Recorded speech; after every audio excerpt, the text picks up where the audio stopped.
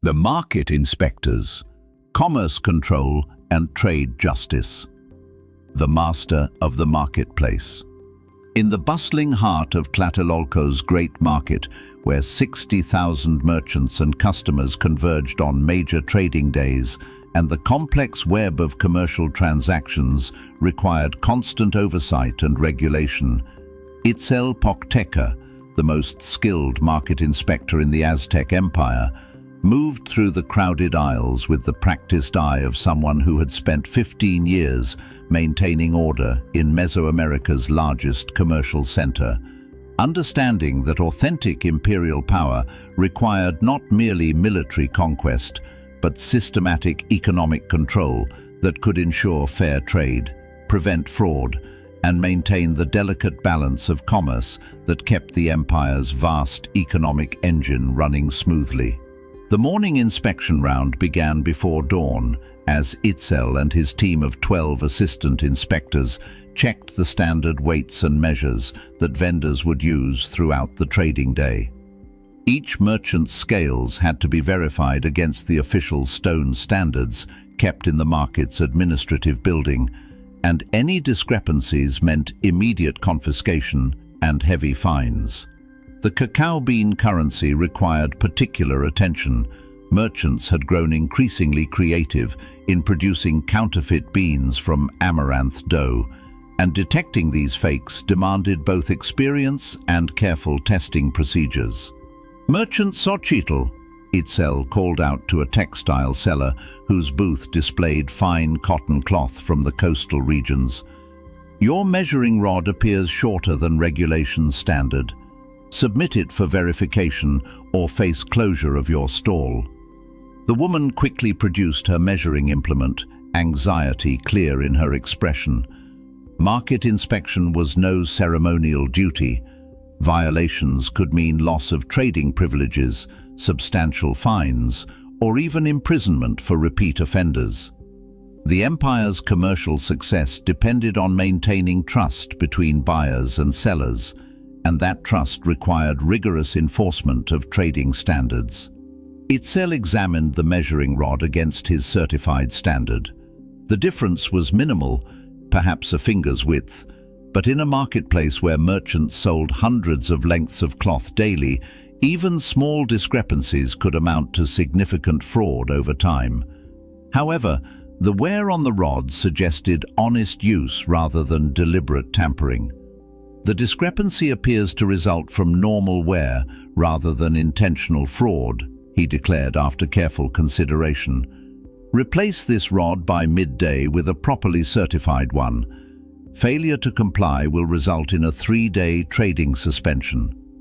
Such decisions required both technical expertise and political judgment. Market inspectors wielded considerable power, and their decisions could make or break merchant livelihoods.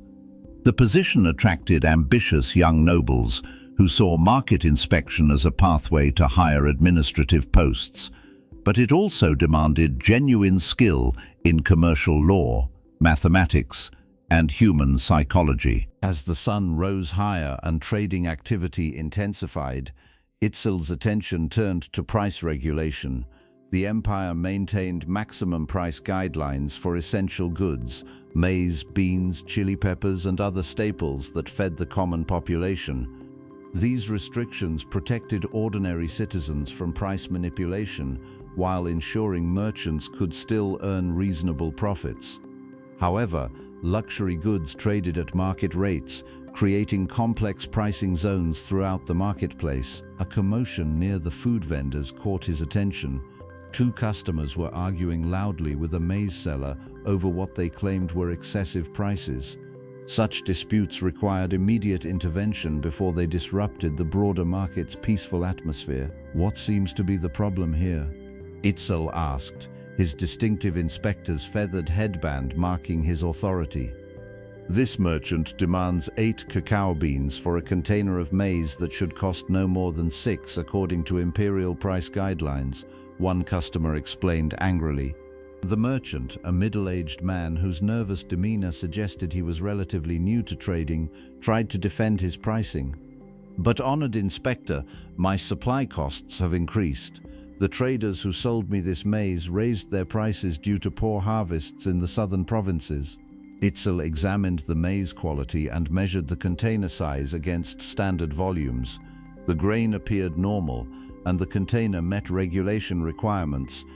However, recent intelligence reports had indeed mentioned harvest difficulties in some tribute-paying regions, which could justify modest price increases. The current maximum price for maize of this grade is 6 cacao beans per standard container, Itzel declared.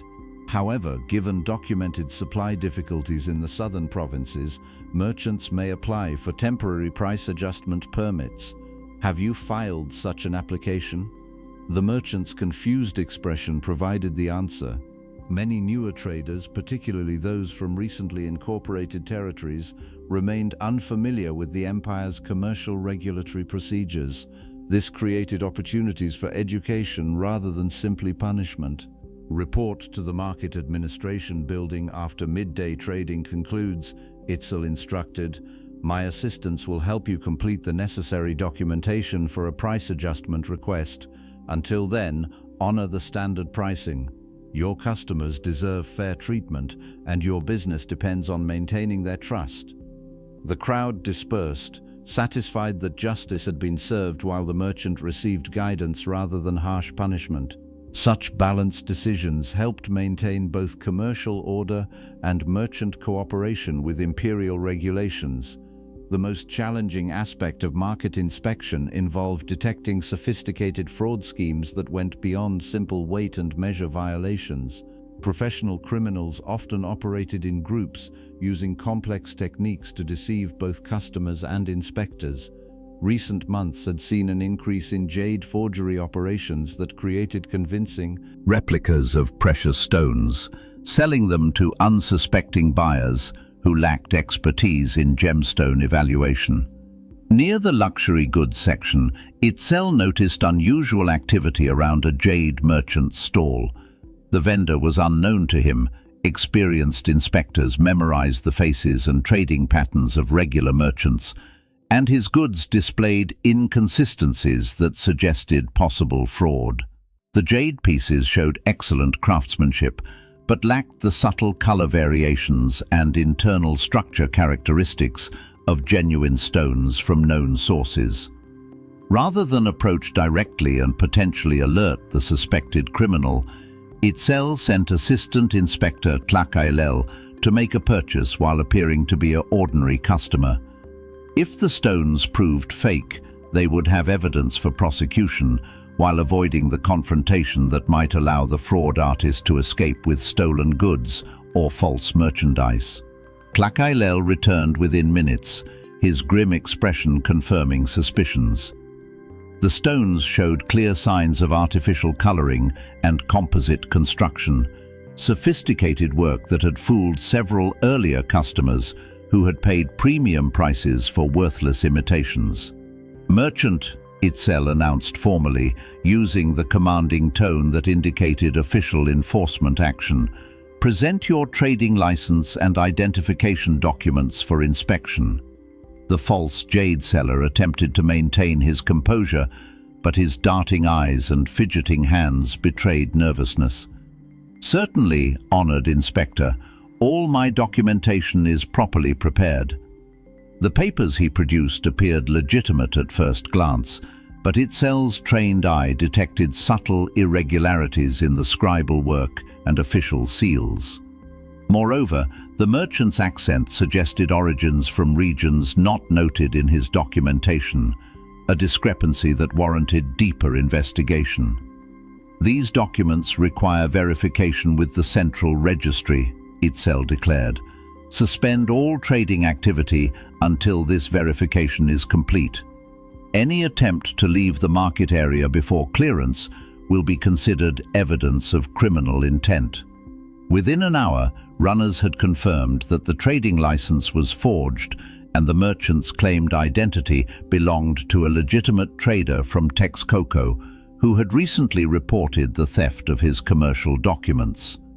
The jade counterfeiter had been operating throughout the empire, moving from market to market before suspicious officials could coordinate their investigations. The arrest drew significant attention from other merchants and customers, serving both practical and symbolic purposes. Removing criminals protected honest traders and buyers, but the public nature of enforcement also demonstrated the market inspection system's effectiveness and vigilance. However, the most complex cases involved disputes between legitimate merchants who disagreed over contract terms, product quality, or payment obligations. These situations required detailed knowledge of commercial law and often involved political considerations that extended beyond simple marketplace regulation. Late in the afternoon, a heated argument erupted between two prominent merchants from different regions of the empire. Quachtli, a feather merchant from the tropical coastal areas, claimed that Aztec, a precious metals trader from the mountain provinces, had failed to deliver gold ornaments of agreed-upon quality and quantity. Aztec countered that Quachtli had violated their contract by providing inferior bird plumage that failed to meet specifications. Both merchants held significant social status and maintained important political connections. Their dispute involved substantial quantities of luxury goods worth hundreds of quills of gold dust, and their resolution would establish precedents affecting future commercial relationships between their respective regions. Present all documentation relevant to your agreement, Aztec instructed, knowing that such disputes required methodical examination of evidence rather than quick decisions based on initial impressions. The contracts, recorded on bark paper in the formal pictographic script used for important commercial agreements, contained detailed specifications for both the feathers and gold work.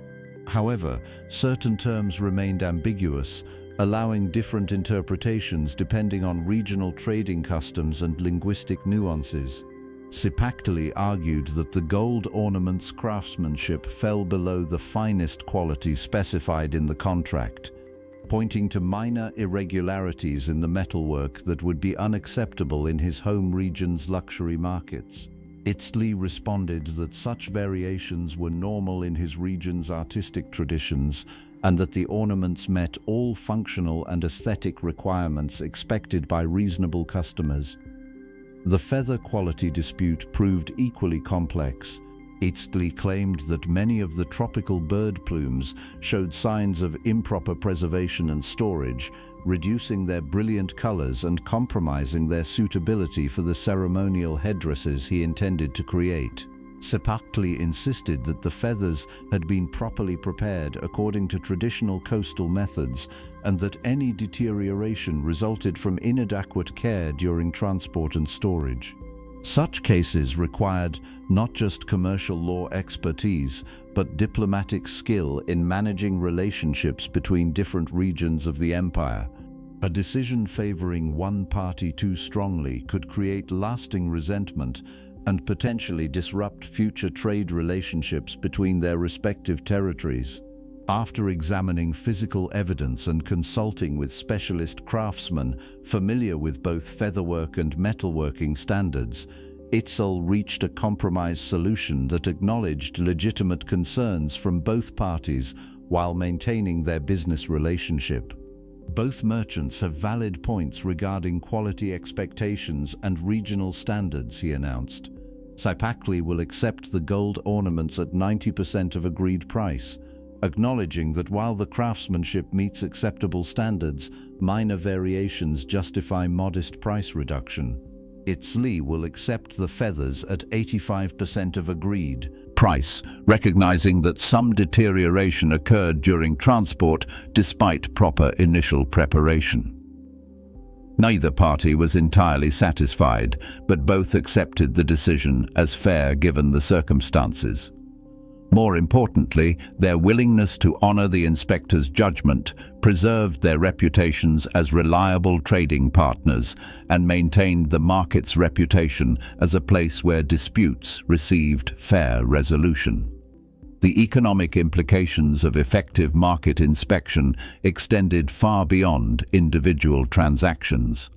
The empire's vast tribute system depended on converting agricultural products and raw materials from conquered territories into luxury goods, finished products, and military supplies that sustained imperial power. This transformation required sophisticated commercial networks, linking producers, processors, distributors, and consumers across thousands of miles. Market inspectors served as crucial intermediaries in this process, ensuring that quality standards were maintained, prices remained stable, and trading relationships continued smoothly, despite the inevitable conflicts and misunderstandings that arose in complex commercial systems. Their decisions affected not just individual merchants and customers, but entire regional economies and the empire's overall commercial stability. As evening approached and trading activity began to slow, Itzel reviewed the day's incident reports with his assistant inspectors. 23 minor violations had been corrected through warnings and education. 7 merchants had received formal citations requiring penalty payments or temporary trading suspensions. 3 criminal cases had been referred to higher judicial authorities for prosecution. 2 major commercial disputes had been resolved through mediation and compromise. The statistics reflected typical patterns for a busy trading day in the empire's largest market. Most violations resulted from honest mistakes or ignorance of regulations rather than deliberate criminal intent. However, the small percentage of serious crimes and complex disputes required constant vigilance and sophisticated enforcement capabilities.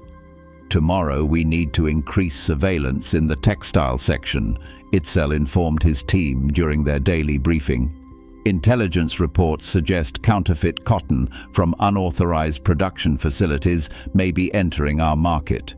The quality appears good enough to fool casual inspection, but it lacks the durability characteristics of properly processed materials. Such intelligence coordination between different enforcement agencies demonstrated the empire's systematic approach to commercial regulation.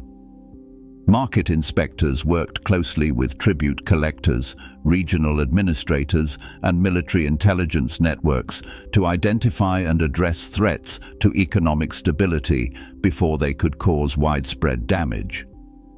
The position of Master Market Inspector represented one of the empire's most important administrative roles, requiring expertise in law, economics, diplomacy, and investigation. Success in the role often led to promotion to regional governor positions or appointment to the imperial bureaucracy's higher levels.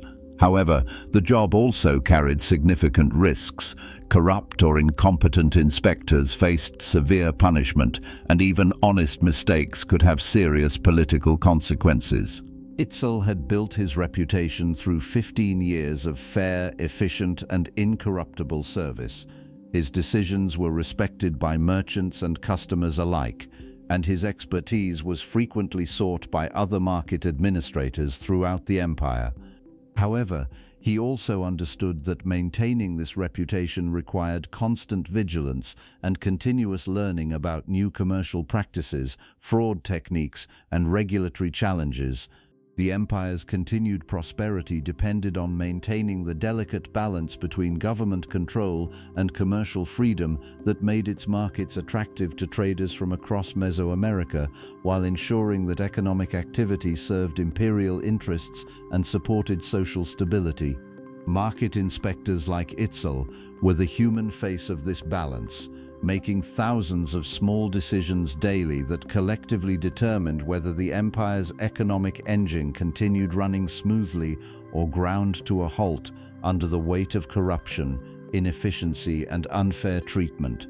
As the sun set over Tlatelolco's great market and the last merchants packed their remaining goods for transport back to their home territories, Itzel reflected on another successful day of maintaining order in one of the world's most complex commercial environments. Tomorrow would bring new challenges, new disputes, and new opportunities to demonstrate that imperial authority could serve both economic efficiency and social justice when exercised with wisdom, fairness, and unwavering dedication to the common good. The market inspectors of the Aztec Empire represented more than simple regulatory officials. They were the guardians of economic order, the arbiters of commercial justice, and the human embodiment of the empire's promise that honest trade would be protected and rewarded, while fraud and exploitation would be swiftly punished. Their daily work, invisible to most citizens and rarely celebrated in imperial histories, formed the foundation upon which the empire's remarkable prosperity was built and maintained across generations of commercial activity that connected diverse peoples and distant regions in networks of mutual benefit and shared prosperity.